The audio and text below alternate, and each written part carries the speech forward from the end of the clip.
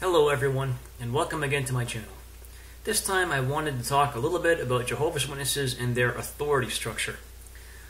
Now, anyone who has been a Jehovah's Witness for any amount of time, or who has associated with Jehovah's Witnesses for any amount of time, is well aware that there is a very strict authority structure that exists within congregations and in the organization of Jehovah's Witnesses. And that structure basically looks something like this. Starting in the bottom, you have people who are associated but not publishers and not baptized. Then you have unbaptized publishers. Then you have sisters. Then you have pioneer sisters. Then you have brothers. Then pioneer brothers. And just for the record, sisters and brothers means baptized. And above baptized pioneer brothers, you have ministerial servants. Then you have elders. Then circuit overseers. There used to be district overseers, though not anymore. I'll get into my theories on that later. Then above that, you have people who are serving at the branch. I'm not sure the exact structure from there. I imagine someone in the service department is probably next up, and probably branch overseer, and maybe then governing body. But I don't, beyond the former district overseer, I'm not exactly sure the way the structure would go. But there's a very hierarchical and multi-leveled structure as to who has what levels of authority in the organization. And of course, as has been noted by others, the lowest on this list are the lowest that are starting to work up this list are the sisters. There's not very much authority that they can have. The only authority they can have is over unbaptized publishers and people who are just associated but not baptized or publishing. And then up at the top, of course, you have the governing body who run the show. So when you consider this structure, this hierarchy, a question that probably comes to mind is any of this truly Bible-based? Because Jehovah's Witnesses claim that their founder, Charles Taze Russell, restored the true version of first century Christianity. And if that's the case, you should be able to find that hierarchical structure in the Bible, right? Well, no, you can't. The only things you really find in the Bible are ministerial servants, which some religions call deacons, and you find elders. But these don't quite work the same way in the scriptures that they actually work in Jehovah's Witnesses. Beyond that level, there's no real justification for any of the titles of authority. For example, circuit overseer. What would the Apostle Paul have been? Would he have been a circuit overseer? Before the arrangement was canceled, would he have been a district overseer? Would he have been a branch overseer, a zone overseer? Would he have been on the governing body? Well, since none of those terms are in the Bible, it's really hard to say, isn't it? In fact, the term pioneer is not in the Bible. The term auxiliary pioneer is not in the Bible. So the vast majority of the authority structure in anything that it talks about an authority structure across multiple congregations is really not very well discussed in the Bible. There are times when there are issues that are resolved among congregations, and the one time where that notably happens is when the brothers go from Antioch to Jerusalem to resolve a problem which resulted in someone from Judea going up to Antioch to teach things that were not necessary.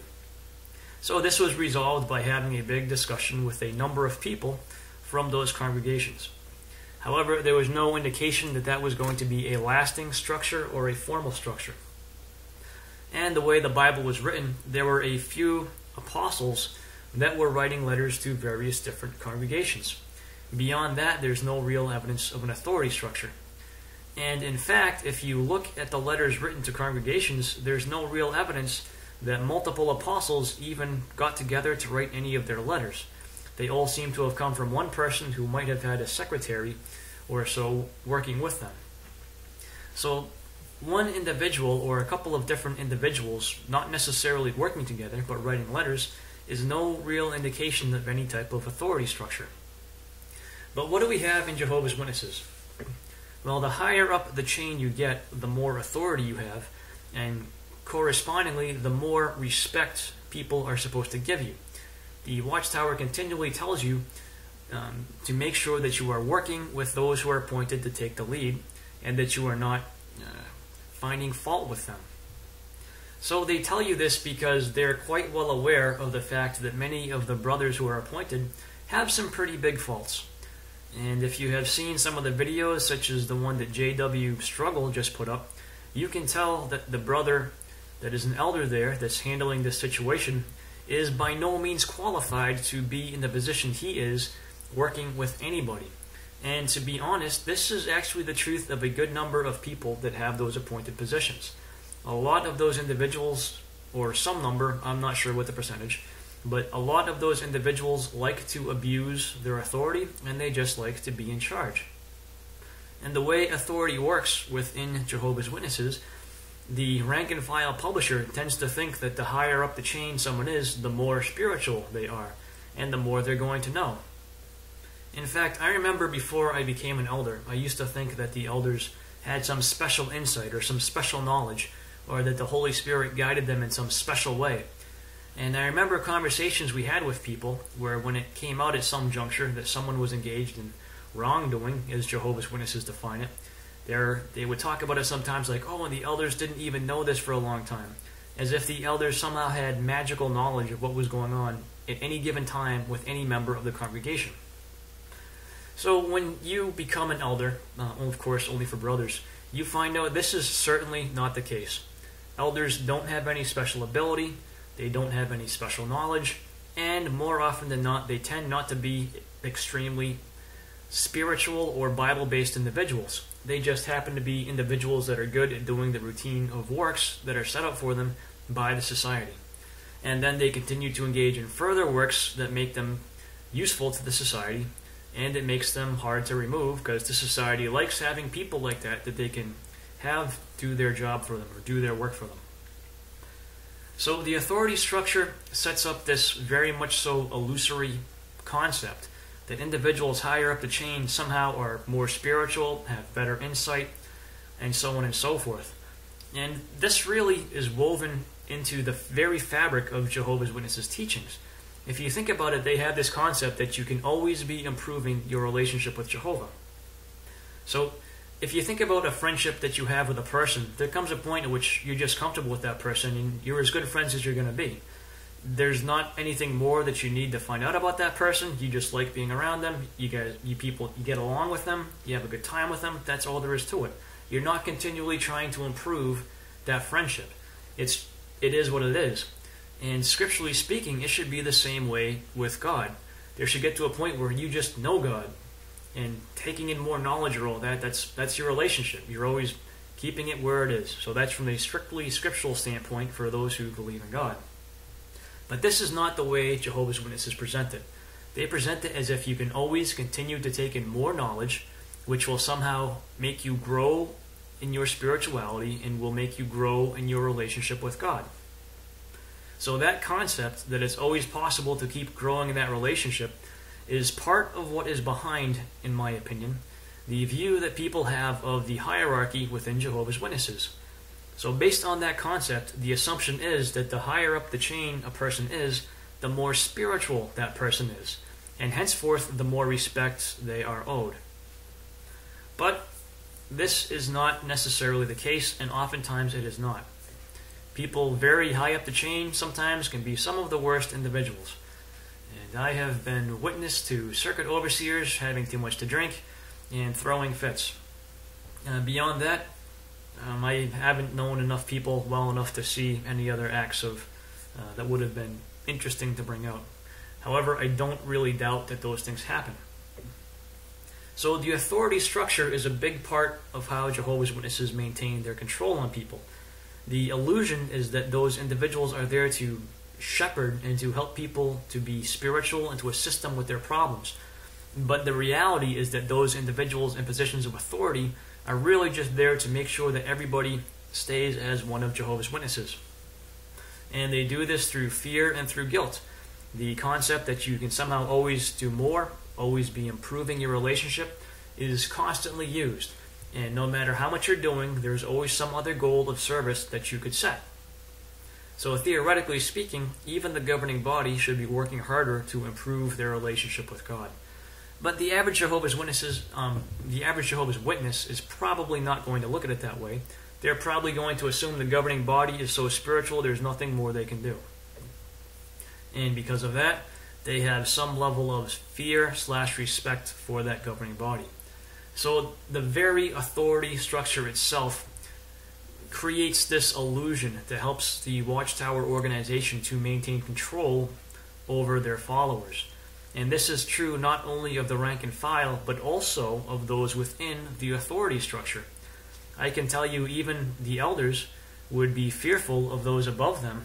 For example, the circuit overseer would come around and there would be lots of preparation that was necessary for that. And if a district overseer ever visited the congregation, which can't happen anymore, there would be even more trepidation concerning that visit. So the higher up the chain you got, the more nerve-wracking it would be for any individual who was in fear of that responsibility to interact with those people. And that has been my experience over the years. I have known, and I've had various different functions on the circuit level where I've had responsibilities, and I've seen district overseers who are very much so heavy-handed in the way they ran the show, and I've seen district overseers who are more laid back. So there are some individuals that revel in the authority, and there are some individuals who don't really view it as all that special. But all of them are part of that structure, and that structure is not designed to help people to attain a better knowledge of Scripture or any such thing, but rather the whole entire authority structure is just designed to be another component in the fear machine and the guilt machine that keep people under the mind control that is exercised by Jehovah's Witnesses. So when you wake up, you still are suffering the effects of having been under such a hierarchical, controlling, fear-mongering organization for such a long time. You might think that people know things that they don't. You might think that elders know things that they don't, or the organization knows things that it doesn't. And it takes a while to get over this. When you come to the realization that elders are just people, like you and me, and so are circuit overseers and all the way up to the governing body, there's nothing special about any one of them. There's no particular reason that you owe them more respect than any other person. This really kind of helps to get beyond the influence that Watchtower has exerted. And it takes a while sometimes to get to that point.